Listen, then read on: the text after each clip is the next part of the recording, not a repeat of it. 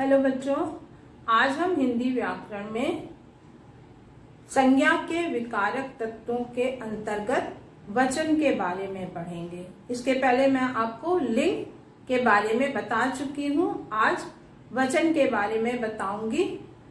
व्याकरण में वचन शब्द का प्रयोग संख्या के लिए किया जाता है। वचन के द्वारा संज्ञा, सर्वनाम, क्रिया और विशेषण में विकार उत्पन्न होता है। लिंग और वचन दोनों संज्ञा के विकारक तत्व हैं। ये इनके कारण संज्ञा, सर्वनाम, क्रिया और विशेषण में परिवर्तन आता है। वचन हिंदी में दो प्रकार के हैं, एक वचन और बहुवचन। एक वचन से हमें केवल एक व्यक्ति या वस्तु का बोध होता है और बहुवचन से एक से अधिक व्यक्तियों और वस्तुओं का बोध होता है। आपको वचन की पहचान आवश्यक है कि वचन की पहचान कैसे की जाती है कि वाक्य में एक वचन है या बहुवचन है। इसके लिए हमें सबसे पहले संज्ञा या सर्वनाम शब्दों को देखना होता है। वाक्य में संज्ञा या सर्वनाम शब्दों के द्वारा हमें वचन की पहचान होती है।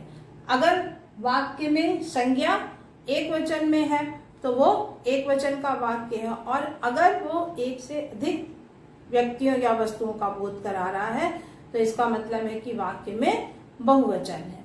जैसे गाय घास खा रही है और गाय घास खा रही है। इसमें आपको दो तरह के शब्द हैं, जैसे गाय और गाय। गाय का मतलब है एक गाय और गाय मतलब कई गाय, दो से अधिक या एक से अधिक गाय है। फिर वह बैठ गया, वह बैठ गया और वे बैठ गए। यहाँ वह और वे, ये वह शब्द जो है वो आपका एक वचन है और वे बहुवचन के लिए प्रयोग किया जाता है। तो ये संज्ञा या सर्वनाम शब्दों के द्वारा हमें वचन का पता चलता है। वचन की पहचान हमें संज्ञा या सर्वनाम शब्दों के द्वारा होती है। फिर क्रिया के द्वारा जो कार्य हो रहा है वाक्य में, उसके द्वारा में हमें वचन की पहचान होती है। मोर नाच रहा है, मोर नाच रहे हैं। मोर नाच रहा है से आपको क्या अर्थ निकलता है कि एक मोर नाच रहा है। और जब हम बोलते कि मोर नाच रहे हैं, इसका मतलब कई सारे मोर नृत्य कर रहे हैं, कई सारे मोर एक साथ नाच रहे हैं। चोर भाग गया, चोर भाग गए। चोर भाग गया मतलब एक चोर भाग गया, और चोर भाग गए मतलब बहुत सारे चोर एक साथ चले गए, भाग गए। तो ये एक वचन और बहुवचन जो क्रिया के द्वारा हमें पता चल रहा है। इसमें संज्ञाएं जो दी हुई हैं वो आपको बता नहीं रही हैं कि वाक्य एक वचन का है या बहुवचन का है, लेकिन क्रिया पढ़ने से आपको पता चल जा रहा है कि वाक्य बहुवचन में लिखा गया है। तो ये दो प्रकार हैं वचन पहचानने के, संज्ञा या सर्वनाम शब्दों के द्वारा और क्रिया के द्वारा। संज्ञा सर्वनाम शब्दों के द्वारा जब हम संज्ञा और सर्वनाम में एक वचन और बहुवचन देखते हैं तो हमें वचन की पहचान होती है। और क्रिया में भी जब वाक्य पूरा लिखा जाता है तो क्रियाओं के द्वारा हमें वचन की पहचान होती है। अब आपको एक वचन के स्थान पर बहुवचन का प्रयोग कहाँ किया जाता है और कैसे किया जाता है, इसके बारे में जानना है। सम्मान या आदर प्रकट करने के लिए, सम्मान या आदर प्रकट करने के लिए भी हम एक वचन की जगह पर बहुवचन का प्रयोग करते हैं। जैसे दादाजी बगीचे में घूमने जाते हैं। दादाजी बगीचे में घूमने जाता नहीं है लिखेंगे, हमेशा दादाजी के लिए आदर सूचक शब्द का प्रयोग करते हैं। तो सम्मान या आदर प्रकट करने के लिए हम क्या लिखेंगे, दादाजी बाजार में घूमने गए या दादाजी बगीचे में घूमने गए हैं। फिर जैसे डॉक्टर हैं, डॉक्टर मरीज को देख रहे हैं, प्रधानाचार्य जी भाषण दे रहे हैं। तो तो इन सम्मान सूचक शब्दों का प्रयोग जो सम्मानित व्यक्ति हैं उनके लिए जब हम करते हैं तो हम बहुवचन शब्दों का प्रयोग करते हैं, बहुवचन क्रियाओं का प्रयोग करते हैं। घूमने गए हैं, डॉक्टर देख रहे हैं और प्रधानाचार्य भाषण दे रहे हैं। तो ये है शब्द जो है ये बहुवचन का सूचक है।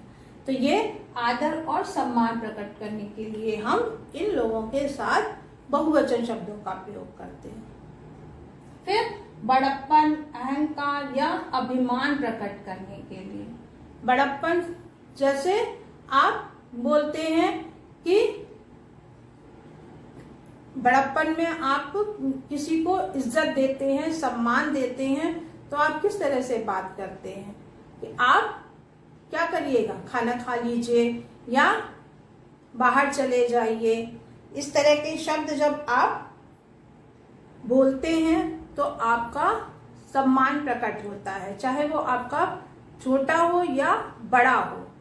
इसी तरह से जब हम बोलते हैं बड़प्पन या अहंकार प्रकट करने के लिए, हमने कच्ची गोलियां नहीं खेली हैं, ये हमारा शहर है, कोई हमसे भिड़ के तो देखे। तो ये क्या है, हमें, हमारा, इन शब्दों का जब हम प्रयोग करते हैं तो ये अहंकार प्रकट करता है और अभिमान प्रकट करता है। हमने फर्स्ट आके दिखा दिया, तो ये क्या है, अहंकार प्रकट कर रहा है। तो मैं की जगह पर हम शब्द का प्रयोग जब हम करते हैं तो ये बहुवचन शब्दों का प्रयोग करता है और इससे बड़प्पन, अहंकार और अभिमान प्रकट होता है। हमने फर्स्ट आके दिखा दिया, कोई आके तो दिखाए, हमने इतने नंबर लाए, हमें इतने मार्क्स मिले, तो ये मैं की जगह पर हम शब्द का प्रयोग जो होता है वो अहंकार प्रकट करता है। फिर अपने बराबर वालों के प्रति शिष्टता प्रकट करने के लिए आप आ जाइएगा, अपने बराबर के लोगों से भी हम उसी तरह से बात नहीं करते हैं। कभी कभी हम उन्हें शिष्टता प्रकट करने के लिए आप शब्द का प्रयोग करते हैं और उन्हें आइएगा, जाइएगा, इस तरह के शब्दों से सम्मानित करते हैं, इस तरह के शब्दों का प्रयोग करते हैं उनसे। और तुम की जगह पर आप शब्द का प्रयोग करते हैं सम्मान प्रकट करने के लिए। इसी तरह से तुम्हें हार नहीं माननी चाहिए या संध्या तुम खेलने आओगी। तो ये शब्द जो वाक्य जो है वो बराबर वालों के लिए ही प्रयोग किए जाते हैं, लेकिन शिष्टता प्रकट करने के लिए हम इनमें बहुवचन का प्रयोग करते हैं। फिर आपको बहुवचन के लिए एक वचन का प्रयोग करना है।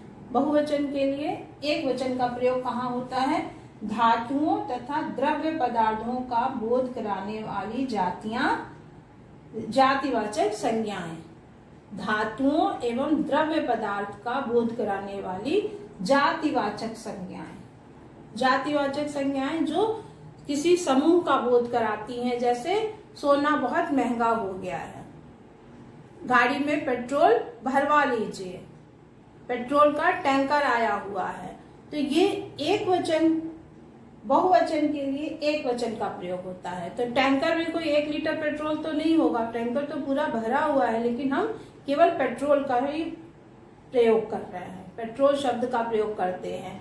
पानी भर लो, तो पानी भरने के लिए बाल्टियों में पानी भर लो, तो पानी शब्द जो है ये क्या है, आपका द्रव्यवाचक जातिवाचक संज्ञाएं हैं और ये एक वचन में ही रहती हैं। बहुवचन हो तब भी, बहुवचन अगर शब्द वाक्य है तब भी इनका हम एक वचन में ही प्रयोग करते हैं। कई बार जातिवाचक शब्द बहुवचन होने पर भी एक वचन में प्रयुक्त होते हैं। बहुत से ऐसे शब्द होते हैं जो बहुवचन होते हैं, लेकिन उनको हम जातिवाचक शब्द है, लेकिन उन्हें हम बहुवचन होने पर भी एक वचन में ही प्रयोग करते हैं। जैसे नागपुर के का संतरा बहुत प्रसिद्ध है, आगरे का पेठा बहुत प्रसिद्ध है, इलाहाबाद का अमरूद बहुत स्वादिष्ट होता है। तो ये अमरूद, पेठा और संतरा इनका बहुवचन शब्द है, लेकिन हम इन्हें केवल एक वचन में ही प्रयोग करते हैं। कभी कभी ऐसा भी होता है। फिर एक वचन से बहुवचन बनाने के कुछ नियम हैं। कुछ नियम हैं जो एक वचन से बहुवचन बनाए जाते हैं, जिनके द्वारा आकारांत पुल्लिंग शब्दों के अंतिम आ को ए बनाकर, आकारांत पुल्लिंग शब्दों के आ को ए बनाकर, जैसे चश्मा से चश्मे, बेटा से बेटे। आकारांत स्त्रीलिंग शब्दों के अंत में ए, जैसे दीवार से दीवारें, बहन से बहनें। फिर आकारांत स्त्रीलिंग शब्दों के अंत में ए लगाकर, कविता से कविताएं, छात्रा से छात्राएं। इकारांत और ईकारांत शब्दों के अंत में या लगा दिया जाता है, जैसे ई और ई कर दिया जाता है। और इकारांत और ईकारांत शब्दों के अंत में या लगा दिया जाता है। इकारांत और ईकारांत मतलब इकारांत और ईकारांत दोनों, दीर्घ और ह्रस्व दोनों इकारांत शब्दों के अंत में या लगा दिया जाता है और ई को इक कर दिया जाता है। जो बड़ी ई होती है, दीर्घ ई है, उसको ह्रस्व ईर्घ में परिवर्तित कर दिया जाता है। जैसे ताली से तालियां। अब ला पे यहाँ पे दीर्घ ई है, लेकिन इसको ह्रस्व ई में परिवर्तित कर दिया गया है और या लगा दिया गया है। ताली से तालियां, लड़की लड़कियां, नदी नदियां। फिर इया से अंत होने वाले स्त्रीलिंग शब्दों के अंतिम या को या कर दिया जाता है, जैसे गुड़िया, बुढ़िया, चिड़िया। इस तरह के शब्द आपके इस नियम के अंतर्गत हो जाते हैं। जैसे या से अंत होने वाले स्त्रीलिंग शब्दों के अंतिम या को या कर दिया जाता है। या से अंत होने वाले, जैसे गुड़िया, बुढ़िया, चिड़िया, इया से अंत होने वाले शब्द हैं। उ और औकारांत, उकारांत, उकारांत और औकारांत स्त्रीलिंग शब्दों के अंत में ए लगा दिया जाता है, जैसे ऋतु से ऋतुएं, गौ से गौएं, वधु से वधुएं, वधु से वधुएं। फिर गण, वृंद, जन, वर्ग, लोग शब्द जोड़कर कुछ बहुवचन शब्द बनाए जाते हैं, जैसे छात्रगण, श्रमिक वर्ग, आप लोग, गुरुजन। ये कुछ शब्द ऐसे हैं जिनको जोड़कर बहुवचन शब्द बनाए जाते हैं, जैसे गण है, वृंद है, जन है, वर्ग है, लोग है। इन शब्दों को जोड़कर भी कुछ बहुवचन शब्द बनाए जाते हैं। फिर कुछ ऐसे शब्द होते हैं जो सदा एक वचन में ही प्रयुक्त होते हैं, जैसे आकाश, पानी, जनता, वर्षा, सत्य, घी। इस तरह के शब्द जो हैं वो एक वचन में ही प्रयोग किए जाते हैं। और बहुवचन में भी कुछ ऐसे शब्द हैं जो केवल बहुवचन में प्रयोग किए जाते हैं, जैसे प्राण, आंसू, हस्ताक्षर, दर्शन, बाल, दाम।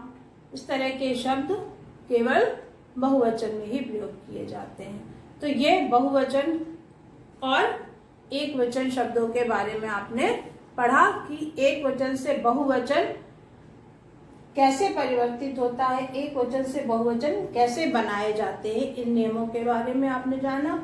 और एक वचन के स्थान पर बहुवचन का प्रयोग कहाँ होता है, बहुवचन के लिए एक वचन का प्रयोग कहाँ होता है, और वचन की पहचान।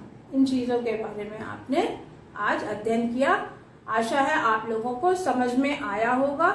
और इसके बाद मैं आपको कारक पढ़ाऊंगी और जब तक मैं आपको कारक नहीं पढ़ा रही हूँ तब तक आप इन पाठों का अभ्यास कार्य करिए, जिससे आपको पता चलेगा कि आपको समझ में आया या नहीं आया। कुछ ऐसे शब्द होंगे जो बुक में नहीं दिए होंगे, आप उनको निशान लगा के हमें बताइएगा कि वो आपको समझ में आ रहा है या नहीं आ रहा है। मैं पाठ के अंत में आपको इस पाठ का अभ्यास कार्य कराऊंगी। तब तक के लिए धन्यवाद।